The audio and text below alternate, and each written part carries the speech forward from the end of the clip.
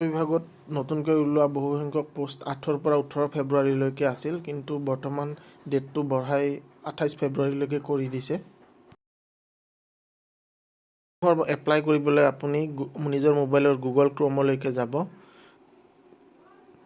তাৰপিছত আপুনি গুগল ক্ৰমত জব আছাম বুলি টাইপ কৰিব। টাইপ কৰি আপুনি সাৰ্চ কৰি দিলে এনেকুৱা ইণ্টাৰফেচ এখন দেখা পাব। তাত DHS ৰিক্ৰুইটমেণ্ট 2022 তাত ক্লিক কৰিব। একেবাৰে তললৈ স্ক্ৰল ডাউন কৰিব। স্ক্ৰল ডাউন কৰিলে আপুনি বহুখিনি তললৈকে যাব লাগিব। এইখিনি স্ক্ৰল ডাউন কৰিলে আপুনি দেখা পাব, যাই থাকক। ইয়াতে দেখা পাব অনলাইন এপ্লিকেশ্যন লিংক ছাৰ্ভাৰ 1, 2, 3, 4 এনেদৰে আছে। আপুনি যিকোনো এটাত ক্লিক কৰিব পাৰিব, এটাত নাহিলে আনটোত ক্লিক কৰিব পাৰিব। এনেদৰে ক্লিক কৰোঁতে এইখন ইণ্টাৰফেচ আহি গ'ল। আপুনি যদি নতুন ইয়াতে ৰেজিষ্টাৰ কৰা নাই, তেতিয়া নিউ ৰেজিষ্ট্ৰেশ্যনটোত ক্লিক কৰিব আপুনি। আমি নিউ ৰেজিষ্ট্ৰেশ্যনত ক্লিক কৰিলোঁ। অকণমান ছাৰ্ভাৰটো শ্ল' কাৰণে ক্লিক কৰি দিব। হয়তো নিউ ৰেজিষ্ট্ৰেশ্যন ক্লিক কৰাৰ লগে লগে এখন ফৰ্ম আহি যাব। তাৰে কিছু ইনষ্ট্ৰাকশ্যন আছে। এই ইনষ্ট্ৰাকশ্যনখিনি আপুনি পঢ়ি ল'ব পাৰে। কেনেদৰে ফৰ্মখন ফিল আপ কৰিব বা ফটো আৰু ছিগনেচাৰ কেনেদৰে আপলোড কৰিব সেইখিনি লিখা আছে। ফটোটো মেক্সিমাম 50 KB হ'ব লাগিব আৰু ফাইল চাইজটো 250 পৰা 320 মেক্সিমাম চাইজ হ'ব লাগিব। এইখিনি লিখা আছে। আপুনি যিকোনো এটা ফটো ৰিচাইজাৰ এপ এটা ইনষ্টল কৰি ল'ব। তাতে ফটোখিনি ইয়াতে দিয়া ফৰ্মেটত আপুনি যিটো ফাইল চাইজ দিয়া আছে আৰু যিটো ৰিজলিউশ্যন দিয়া আছে সেইমতে আপুনি ফটোখিনি বনাই মোবাইলত ৰেডি কৰি ৰাখিব।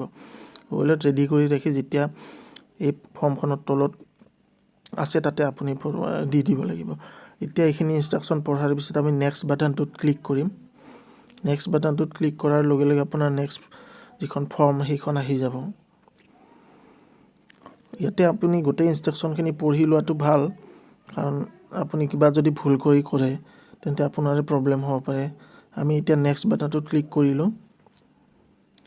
নেক্সট বাটনটোত ক্লিক কৰাৰ লগে লগে আপোনাৰ ফৰ্মখন আহি গ'ল।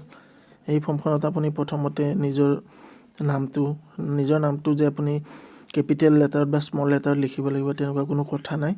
আপুনি প্ৰথম আখৰটো কেপিটেলত দিব, বাকীখিনি আপুনি যেনেদৰে নিজৰ নামটো লিখে সাধাৰণতে তেনেদৰে লিখিব।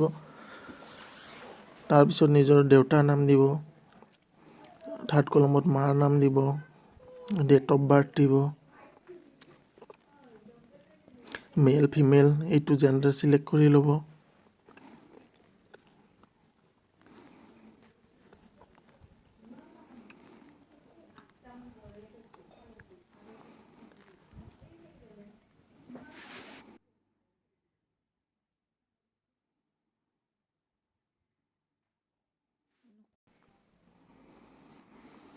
এতিয়া নিজৰ এড্ৰেছটো আপুনি ভৰাই দিব ইয়াতে, যিটো পোষ্টেল এড্ৰেছ আপোনাৰ village, post office, police station এইখিনি ভৰাই দিব। Address line 1, 2, 3 তিনিওটাতে। তাৰপিছত আপুনি নিজৰ চিটিটো দি দিব। আপুনি যদি চিটিত নাই গাঁৱত আছে তথাপিও আপুনি আপোনাৰ নিয়াৰেষ্ট চিটিটো দি দিব। আপোনাৰ ওচৰৰ যিখন চহৰৰ নাম, আমাৰ গুৱাহাটী যিহেতু ওচৰত গুৱাহাটী দি দিছোঁ। তাৰপিছত আপুনি নিজৰ জিলা চিলেক্ট কৰি ল'ব। জিলা চিলেক্ট কৰাৰ পিছত পিন নাম্বাৰটো দি দিব। আপোনাৰ এৰিয়া পিনক'ডটো দি দিব। তাৰপিছত নিজৰ মোবাইল নাম্বাৰটো এণ্ট্ৰি কৰিব। মোবাইল নাম্বাৰটো এণ্ট্ৰি কৰি আপুনি যিটো ওচৰত বাটন আছে চেণ্ড OTP বুলি, সেইটো বাটনত ক্লিক কৰি দিব। আপোনাৰ মোবাইলত এটা OTP আহিব। যদিহে OTPটো নাহেও তেতিয়াহ'লেও কোনো চিন্তা নাই। আপুনি যিটো কোড বুলি আছে সেই কোডত 1, 2, 3, 4 বুলি টাইপ কৰি দিব। তাৰপিছত আপুনি ভেৰিফাই বাটনটো ক্লিক কৰি দিব। ভেৰিফাই বাটনটো ক্লিক কৰি দিয়াৰ পিছত একো কৰিব নালাগে। অল্টাৰনেট মোবাইল নম্বৰ এটা দি দিব আপুনি, নিজৰ অন্য এটা মোবাইল নম্বৰ বা ঘৰৰ যিকোনো এজন মানুহৰ নম্বৰ দি দিব। তাৰপিছত নিজৰ ইমেইল এড্ৰেছটো দি দিব। তাৰপিছত আপুনি ফিজিকেল আইডেণ্টিফিকেশ্যন মাৰ্কত আপোনাৰ যিটো মুখত কিবা কটা দাগ বা কিবা মাহ তিল বা যিকোনো স্পট এইখিনিত আপুনি দি দিব ফিজিকেল আইডেণ্টিফিকেশ্যন A আৰু B। এইটো কাষ্টত আপুনি জেনেৰেল ক্লিক কৰি ল'ব। যদি দিব্যাংগ নহয় তেন্তে ন' ক্লিক কৰিব। পাৰ্মানেণ্ট ৰেচিডেণ্টত আছামটোত আপুনি য়েছ ক্লিক কৰি ল'ব। ইয়াতে আপুনি যদিহে গ্ৰেজুৱেশ্যন আছে বা 1 বছৰৰ কম্পিউটাৰ চাৰ্টিফিকেট আছে তেন্তে সেইটোত য়েছ কৰি ল'ব। তেনেদৰে যদিহে টেকনিকেল আপোনাৰ লাগতিয়াল ডকুমেণ্টখিনি আছে বা লাগতিয়াল ITI আছে তেন্তে আপুনি য়েছ কৰিব, আদাৰৱাইজ ন' কৰিব। এইটো আপুনি ডিপাৰ্টমেণ্টৰ DME নন টেকনিকেলত আপুনি য়েছ কৰিব পাৰে, গ্ৰেজুৱেশ্যন আছে যদি, নহ'লে ন কৰিব পাৰে। তেনেদৰে আপুনি এইটোতো য়েছ বা ন আপোনাৰ কথা। এইটোতো আপুনি য়েছ ন আপোনাৰ এপ্লাই কৰে যদি য়েছ কৰিব, বা আপোনাৰ কোৱালিফিকেশ্যন আছে যদি য়েছ কৰিব। তেনেদৰে এইটো আয়ুষ গ্ৰেড 3টো, তেনেদৰে এই গ্ৰেড 4 কেইটা আপোনাৰ যদি এইচ এছ পাছ বা গ্ৰেজুৱেশ্যন পাছ হয়, আপুনি যদি তথাপিও গ্ৰেড 4 মানে কি চুইপাৰ, পিয়ন, ৱাৰ্ড গাৰ্ল এনেকুৱা ধৰণৰ এইবিলাকত এপ্লাই কৰিব বিচাৰে, তেতিয়াহ'লে য়েছ কৰিব। য়েছ কৰাৰ পিছত আপোনাৰ কিছুমান বক্স আহিব, এই বক্সবিলাকত ক্লিক কৰি সেইমতে পষ্টবিলাক চিলেক্ট কৰি ল'ব।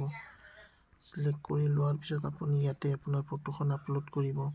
ইয়াতে আপোনাৰ ছিগনেচাৰটো মই কোৱা ধৰণে আপলোড কৰিব। তাত ইয়াতে আপুনি এটা পাছৱৰ্ড ক্ৰিয়েট কৰিব।